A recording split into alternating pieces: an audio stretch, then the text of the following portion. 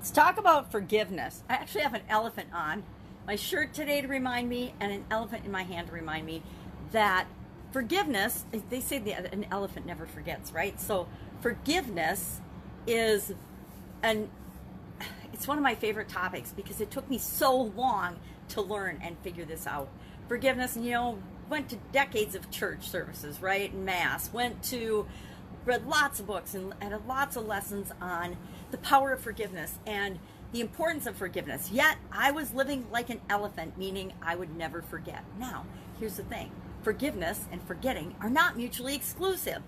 I say forgive because forgiveness is for you, forgiveness is for me, but never forget. Always remember people, places, things, situations that have been bad to you, that have hurt your feelings, that have harmed you. Don't forget those, but forgive the situation. Forgive the person or the people involved.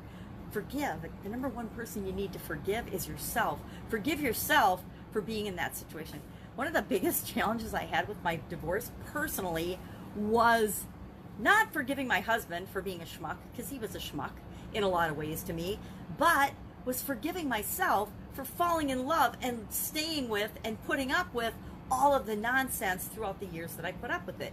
So it wasn't as hard. I actually forgave him way sooner than I forgave myself for me falling into the trap of not being my true self and not being who I thought I should be in that relationship or any other relationship. We all get hurt. We all have past hurts and past experiences that continue to haunt us until we forgive the parties involved, and especially forgive ourselves for the part that we played in it. Because guess what? Everything we do, everything we experience, we actually play a part in, right? We're partially responsible. We're not responsible for the way other people treat us, but we are responsible for how we respond.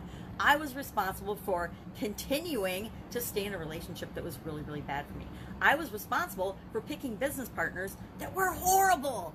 And it was because I didn't know better. I was making decisions based on my head and numbers and not on my intuition and my heart and the real big picture of what was going on. And until we know better, we don't do better. But once we do know better, we do better. And we have to forgive ourselves for not knowing what we don't know at the time. I don't know hardly anyone that hasn't had a relationship that they've got regrets for, that hasn't made a mistake or said something stupid or said something without thinking or done something rash or silly or immature, or that's broken a promise or told a fib or lied or disrespected or deceived someone. Most people don't have evil intentions, but guess what? Some people do have evil intentions. Their evil intentions are nothing to do with you. Let them keep their evil intentions. Let them keep their harm. Let them keep their hurt and pain and ego problems. Let them have them all. Forgive them. And I personally don't worry about revenge or getting even or any of that, because I believe in karma. I believe what goes around comes around, and that the world, it's probably never going to come from me, because I'm not going to go out for revenge or to hurt anyone else. But I do believe that somehow in the overall big picture scheme of things, everybody gets what they put out and what they put into the world. So if somebody has harmed me and hurt me in a way that they intended, and I consider that evil, I totally believe that they will get theirs. They will get their reckoning in the end. Karma has a way of, they say karma's a bitch. I love that expression. And she knows, and she keeps score so that you don't have to, so that I don't have to. Today is actually, and I don't usually talk about the date, but today is 9/11, right? 9/11, and for us in the United States, 9/11 is a very big, very important day. Almost all of us, me included, remember exactly where we were when 9/11 happened and what was going on. It's the only time in my entire corporate career that I actually turned on the radio and the television at work. We had a radio in our office and we had a television in the break room, and we turned them on, and we had them on the entire day because the world was unfolding in ways that we had never and could never have imagined. Kind of like COVID-19. Although the way Americans pulled together and responded during 9/11 was inspirational, inspiring, and all good. And the way the world is behaving during COVID-19, at least the United States, due to 100% the political manipulation and escalation of trying to make us separate and feel different and be unkind to one another is, and it is 100% manufactured and manipulated to try to separate us. Because if you separate people, they are fearful. If they are fearful, they can be manipulated and controlled. And there's parties on either side of the political game. I'm not really political at all, but on both sides of the ring, at the outliers, if I'm looking at statistics, it's the outlier crazy groups that are so loud and so boisterous and causing so much damage to us as human beings in America. It's mind-boggling. And I say, we're not going to let them. We're not going to forget. We're going to remember the nonsense that they're trying to, play against us, and we're not going to let it happen. There's so many wise and amazing and smart people in this country. I don't think we have to worry about letting any of these radical fashions take over our country. It's not going to happen. There's too many smart people, and we're just not going to allow it. We're not going to allow the crazies and the ridiculous and the name callers and the bullies to bully us. It's not going to happen.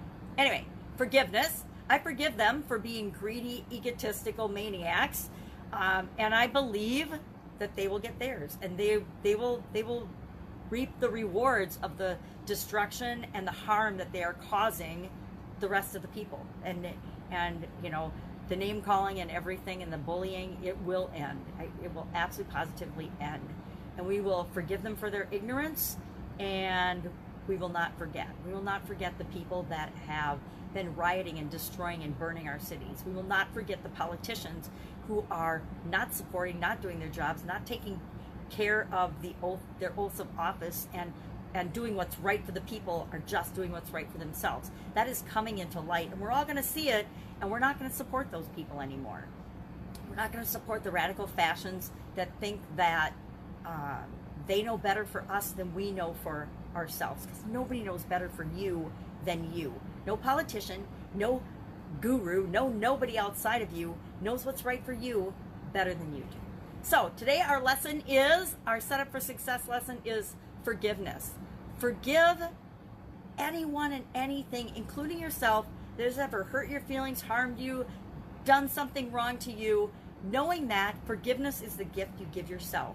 It's for you to let all of that negative energy, all that hurt, all that harm, all that crap go, knowing that you're always going to remember the lesson that you learned from that experience, but you don't have to take the negative feelings and the emotions that tend to eat away at us. If we're not forgiving somebody, if we're holding a grudge, that eats away at us, whether we know it or not.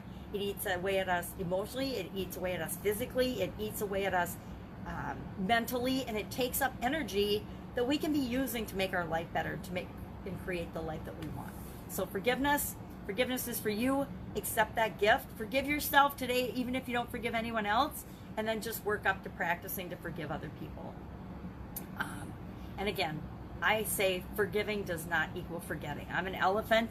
I remember everything. And it doesn't mean that I lose the lesson. I just lose the negatively charged emotion that's hurting me. I think I talked about road rage the other day. It's like having road rage. When I realized that no one around me was being impacted by me being upset, I realized that was just me being upset, and why would I want to keep being upset when it was only hurting me? Because being upset, having negative emotions, hurts me, doesn't hurt anybody else. It might push people away from me, but it doesn't really hurt them. It only harms me. So I say forgiveness, things like road rage, bye-bye. Not gonna experience them anymore. Oh, I am gonna forgive people. I'm not going to experience the negative emotions associated with feeling bad or having my feelings hurt, or anything that other people try to do to us to make us feel bad. All right, I'm rambling now. Have an absolutely amazing day, and I'll of course be with you tomorrow with another Setup for Success life lesson learned. Hopefully you can learn it faster than I can, and you can practice forgiveness way sooner than I did. It took me probably till I was in my 50s to start actually learning the lesson that forgiveness is for me. And I'm sure I learned it in church, but I didn't learn it. You know how we hear things hundreds of times, but we don't actually get them until we have an epiphany and we're like, oh my God, I've heard this 1,000 times. Why am I not applying it and using it in my life? All right, have a great day. I'll of course be with you tomorrow. Bye.